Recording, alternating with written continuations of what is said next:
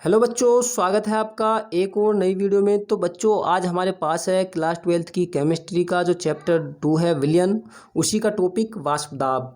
और इसे मिलाकर कुल 13 वीडियो हो जाएंगी चैप्टर 2 की। अगर आपने इससे पहले की जो वीडियो हैं वो नहीं देखी हैं और आप उन्हें सबको देखना चाहते हैं तो सभी वीडियो को प्लेलिस्ट बनी हुई है, आप वहाँ से जाकर के देख सकते हैं। इसके अलावा जो चैप्टर 1 है ठोस अवस्था, उसकी भी 26 वीडियो पहले से ही अपलोड हैं और वो भी प्लेलिस्ट में हैं, आप उन्हें भी जाकर वहाँ पर देख सकते हैं। साथ ही आपको प्लेलिस्ट का लिंक, उन दोनों की जो प्लेलिस्ट है चैप्टर 1 और चैप्टर 2 की, उनका लिंक आपको इस वीडियो के नीचे डिस्क्रिप्शन बॉक्स में भी मिल जाएगा, आप वहाँ से भी देख सकते हैं। और हाँ, अगर आप हमारे चैनल पर पहली बार विजिट कर रहे हैं तो हमारे चैनल को सब्सक्राइब जरूर कर लीजिएगा, जिससे हम जो भी वीडियो अपलोड करें आपके पास तक उसका नोटिफिकेशन समय से आता रहे। और अगर आपको हमारी क्लास समझ आए तो वीडियो को लाइक ज़रूर करें और अपने सभी साथियों में शेयर भी कर दें। तो देखिए बच्चों, पहले आप डायग्राम की तरफ देखिए, फिर मैं आपको समझाऊंगा कि वाष्प दाब होता क्या है ना। वैसे तो आप समझ रहे होंगे कि वाष्प दाब, वाष्प का दाब, लेकिन वाष्प का दाब होगा कैसे ये मैं आपको बताऊंगा। तो देखिए यहाँ पर आप देख रहे हैं एक छोटा सा मैंने डायग्राम बनाया हुआ है, सिंपल सा। यहाँ पर आप देख रहे हैं ये कुछ जो है द्रव इसमें भरा हुआ है ना। तो ये क्या है? द्रव। ठीक है, अब ये द्रव ही क्या लगाएगा? दाब लगाएगा वाष्प में परिवर्तित होने के लिए। ओके, तो ये वाष्प दाब नहीं, यहाँ पर आप एक काम करना है, यहाँ पर लिख लेना द्रव। ठीक है, वाष्प दाब नहीं लिखना है, यहाँ पर द्रव लिख लेना, ये गलत हो गया है। तो यहाँ तक द्रव भरा हुआ है। अब आपको पता है जहाँ तक द्रव भरा हुआ है ये आगे तो होगा खाली।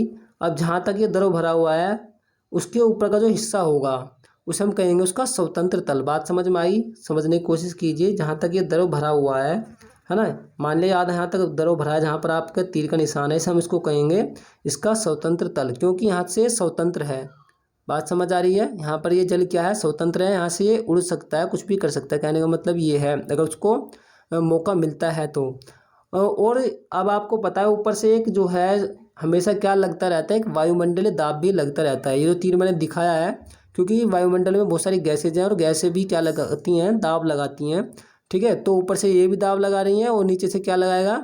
जल भी जो है हमारा दाब लगाएगा। जल तो चाहता है कि मैं वाष्प में परिवर्तित हो जाऊं, लेकिन जो वायुमंडलीय दाब है उसको क्या करता है?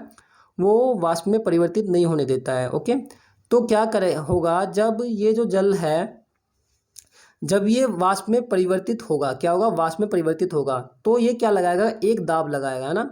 तो आप ये कह सकते हैं कि जब कोई द्रव वाष्प में परिवर्तित होने के लिए क्या लगाता है? दाब लगाता है, उसे हम क्या कहते हैं? वाष्प दाब कहते हैं। बात समझ में आई क्या कह रहा हूं मैं? जब कोई द्रव वाष्प में परिवर्तित होने के लिए ना, स्वतंत्र तल पर भी आप कह सकते हैं। स्वतंत्र तल यही तो है, स्वतंत्र तल, जहां पर का मतलब है जहां तक जो है वो जल भरा हुआ है उससे ऊपर का जो हिस्सा होगा वो स्वतंत्र तल होगा। ओके, क्योंकि उसको जो वाष्प में बनने का और उड़ने का जो मौका मिलेगा, चांस जो मिलेगा उसको वहीं से मिलेगा ना। बाकी आपको पता है ना, तो इधर से जा सकता है, इधर बर्तन की दीवार है ये, और ये भी दीवार है और ये तली है, तो यहाँ से तो वो निकल ही नहीं सकता है। तो स्वतंत्र तल उसका क्या होगा? वो यहीं होगा जहाँ से ये बर्तन खुला हुआ है और जहाँ तक वो जल भरा हुआ है। बात समझ में आ रही है? ठीक है, तो अब आप इसकी डेफिनेशन कैसे लिखेंगे अगर एग्जाम में आती है? तो देखिए मैंने लिखा हुआ है कि किसी द्रव के अणु वाष्प में परिवर्तित होने के लिए स्वतंत्र तल पर जो दाब लगाते हैं उसे हम क्या कहते हैं? वाष्प दाब कहते हैं। सिंपल सी परिभाषा है और आपको समझ में भी आया होगा कि द्रव के जो अणु होते हैं वो वाष्प में परिवर्तित होने के लिए स्वतंत्र तल, ये है स्वतंत्र तल पर जो दाब लगाते हैं उसे हम क्या कहते हैं? वाष्प दाब कहते हैं। अब हम जानेंगे वाष्प दाब को प्रभावित करने वाले कारक। तो देखिए बच्चों, वाष्प दाब को प्रभावित करने वाले कारक, जो पहला कारक है वो द्रव की प्रकृति। तो द्रव का जो नेचर है वो कैसा है इस पर निर्भर करेगा, है ना, कि वाष्प दाब। ओके, तो द्रव की प्रकृति, मान लिया आपको ये देखना है कि जो द्रव है वो गाढ़ा है या पतला है। अगर पतला है तो उसका वाष्प दाब होता है अधिक, और अगर गाढ़ा है तो उसका वाष्प दाब क्या होता है? कम। बाकी हम समझेंगे इस प्रकार से, इसी डायग्राम से आप समझ लीजिए। सपोज कीजिए एक बर्तन है, इसमें क्या भरा हुआ है? इसमें जल भरा हुआ है ना, या कोई द्रव भरा हुआ है मान लीजिए, और आपको पता है यहाँ पर ये स्वतंत्र तल होगा और स्वतंत्र तल होगा। आपको पता है, मान लिया अगर इसके अंदर कोई द्रव या जल भरा हुआ है तो आपको पता है उसके अणु क्या करते हैं? वो गति करते हैं। क्या करते हैं? गति। अब जो बर्तन में जो जल भरा हुआ है वो भले ही आपको ना दिखाई दें, लेकिन वो आपस में वो क्या करते रहते हैं? वो हमेशा वो गति करते रहते हैं इधर उधर। कभी वो इधर टक्कर मारेंगे, कभी इधर टक्कर मारेंगे, कभी इधर टक्कर मारेंगे, और कभी स्वतंत्र तल पर भी तो टक्कर मारेंगे ऐसे। मतलब कहने का है वो चारों तरफ क्या करेंगे, टक्कर मारेंगे, क्योंकि वो क्या कर रहे हैं, गति कर रहे हैं। अब जब वो गति करेंगे, गति से क्या होगा, उनके अंदर एक ऊर्जा उत्पन्न होगी जिसे हम कहेंगे गतिज ऊर्जा। ओके।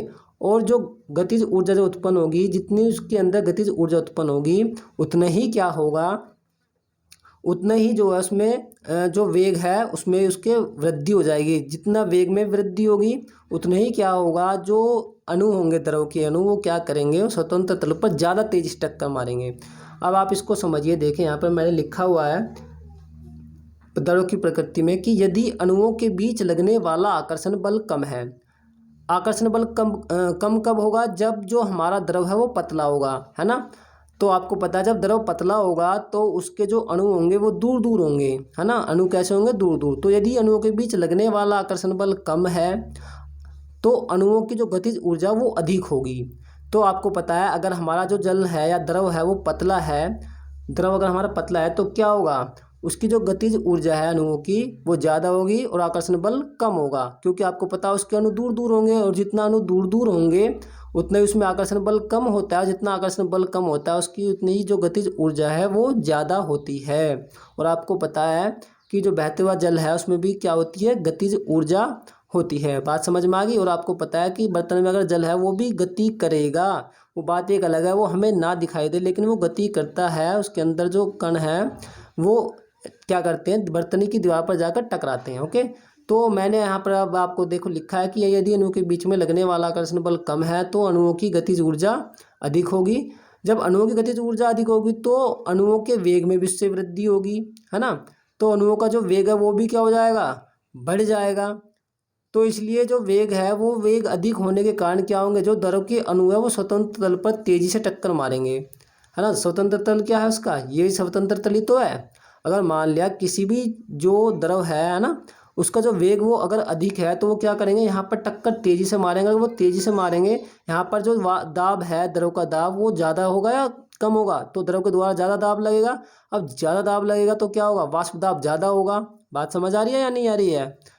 तो जब वेग ज़्यादा होगा तो इससे होगा क्या, वेग अधिक होने के कारण जो द्रव के अणु है वो स्वतंत्र तल पर तेजी से टक्कर मारेंगे, और जितना तेजी से टक्कर मारते हैं उतना ही वाष्प दाब क्या होता है, अधिक होता है। अगर आप अब आप जो है आगे देखेंगे, फिलहाल इसका स्क्रीनशॉट ले लीजिए।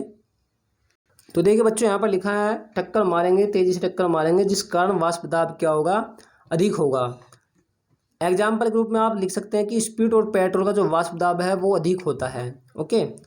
तो आपने देखा होगा जो स्पीड और पेट्रोल होते हैं वो क्या होते हैं, अगर आप उनको खुला छोड़ दें तो वो वाष्प बनकर उड़ जाते हैं। ऐसा क्यों होता है, क्योंकि वो बहुत पतले होते हैं, उनके अणुओं के बीच में जो आकर्षण बल है वो क्या होता है, वो बहुत कम होता है। और आकर्षण बल कम होगा तो क्या होगा, उनकी गतिज ऊर्जा में वृद्धि होगी, अधिक होगी। जब गतिज ऊर्जा में वृद्धि ज़्यादा होगी तो उससे क्या होगा, उनका वेग भी बढ़ेगा। अब वेग बढ़ेगा तो आपको पता, अगर किसी वस्तु का वेग ज़्यादा है तो वो ज़्यादा जल्दी वो तेज़ी से टकराएगा कि नहीं टकराएगा। तो स्वतंत्र तल पर अगर तेज़ी से टकराएगा तो वाष्प दाब क्या होगा, अधिक होगा, है ना। तो यदि अणुओं के बीच में लगने वाला आकर्षण बल अधिक है तो क्या होगा, वाष्प दाब कम होगा। सीधी सी बात है, अगर अणुओं के बीच में लगने वाला आकर्षण बल क्या है, अधिक है, तो वाष्प दाब कम होगा। बाकी आप जो मैंने उधर लिखवाया इधर भी आप लिख सकते हैं कि अगर आकर्षण बल अधिक है तो वाष्प दाब कम क्यों हो रहा है, क्योंकि अगर आकर्षण बल अधिक है तो अणुओं की जो गतिज ऊर्जा है उसमें क्या होगी, उसमें कमी होगी, है ना। अगर आकर्षण बल कम है तो गतिज ऊर्जा ज़्यादा, और अगर आकर्षण बल अधिक है तो गतिज ऊर्जा कम, और अगर गतिज ऊर्जा कम तो वेग भी कम, और अगर वेग कम होगा तो जो अणु होंगे, द्रव के अणु, वो क्या करेंगे, स्वतंत्र तल पर बहुत ही धीरे से टक्कर मारेंगे। जब वो धीरे से टक्कर मारेंगे तो क्या होगा, वाष्प दाब भी कम होगा। एग्जाम्पल आप ले सकते हैं शहद और ग्लिसरीन, क्योंकि ये बहुत गाढ़े होते हैं और उनके बीच में आकर्षण बल क्या होता है, अधिक होता है, तो इनका वाष्प दाब क्या होता है, कम होता है। अब दूसरा है तापमान। तापमान भी क्या करता है, जो वाष्प दाब है उसे प्रभावित करता है। अगर आप एक बात बताइए, अगर जो द्रव का ताप है ना, उसमें हम वृद्धि कर रहे हैं तो क्या होगा, तो अणुओं की गतिज ऊर्जा में वृद्धि होगी। सीधी सी बात है, अगर हम तापमान में वृद्धि कर रहे हैं तो अणुओं की गतिज ऊर्जा में वृद्धि होगी। आपको पता है जो अणु है वो तेजी से गति करने लगेंगे या नहीं करने लगेंगे, है ना। तो आप देखना, आप एक बर्तन में पानी लेना और उसको आप उबालना, तो क्योंकि उसका तापमान में वृद्धि हो रही है तो आप देखेंगे उसके अणु क्या कर रहे हैं, तेजी से गति कर रहे हैं। ओके, तो तापमान में अगर आप वृद्धि करोगे तो अणुओं की गतिज ऊर्जा में भी वृद्धि होगी, जिस कारण फिर उनका वेग भी बढ़ जाएगा, वेग में वृद्धि होगी, है ना। आप यहाँ पर देख रहे हैं उनका वेग भी बढ़ेगा या वेग में वृद्धि होगी या वेग अधिक होगा। और वेग अधिक होने के कारण द्रव के जो अणु है वो क्या करेंगे, स्वतंत्र तल पर फिर तेजी से टक्कर मारेंगे, वही पहली वाली बात है। और इस कारण फिर क्या होगा, वाष्प दाब में फिर से वृद्धि होगी। तब आपको समझ में आ गया कि अगर हम तापमान बढ़ाएंगे तो भी वाष्प दाब में क्या होगी, वृद्धि होगी या वाष्प दाब बढ़ेगा। और द्रव की प्रकृति में भी आपको समझ में आ गया कि अगर जो द्रव है उसके अणुओं के बीच आकर्षण बल लगे कम तो वाष्प दाब होगा अधिक, और अगर आकर्षण बल लग रहा है अधिक तो वाष्प दाब होगा कम, अपोजिट हो जाएगा। आइए देख लेते हैं तीसरा कारक कौन सा है जो कि वाष्प दाब को प्रभावित करता है। पहले बच्चों यहाँ तक आप स्क्रीनशॉट ले लीजिए, फिर हम देखेंगे आगे तीसरा कारक। तो देखिए बच्चों, तीसरा है अवाष्पशील विलेय की उपस्थिति। अवाष्पशील विलेय, अब आपके मन में ये बात आ रही होगी कि अवाष्पशील विलेय क्या। अवाष्पशील विलेय का मतलब है ऐसा विलेय जिसे आप वातावरण में रख दो ऐसे ही और वो उड़े ना खुद। अवाष्पशील अर्थात वाष्प में बदलकर खुद ना उड़े, है ना। अवाष्पशील विलेय की उपस्थिति, तो अवाष्पशील विलेय की उपस्थिति जब किसी विलायक में कोई अवाष्पशील विलेय जैसे चीनी को मिलाते हैं तो उसका वाष्प दाब क्या हो जाता है, कम हो जाता है। आपने देखा होगा अगर आप जो है, मान लिया अगर आप घर में पानी उबाल रहे हैं और आपने उसके अंदर डाल दी चीनी, तो आप देखेंगे उसमें से जो वाष्प है वो निकलना कम हो जाएगी कुछ समय के लिए, है ना। तो जब हम कोई अवाष्पशील विलेय जैसे चीनी मिला दें तो जो द्रव है उसका जो वाष्प दाब है वो क्या हो जाता है, कम हो जाता है। बात समझ में आ गई, ठीक है। तो ये थे वाष्प दाब को प्रभावित करने वाले कारक, और वाष्प दाब मैंने आपको समझाया। तो बच्चों कमेंट करके ज़रूर बताना आपको हमारी जो क्लास है वो कैसी लगी। तो दोस्तों मिलते हैं हम एक और नई वीडियो में, तब तक के लिए नमस्कार, जय हिंद, जय भारत। और हम पढ़ेंगे अनुसंख्यक गुणधर्म जो कि 4 होते हैं नेक्स्ट क्लास में।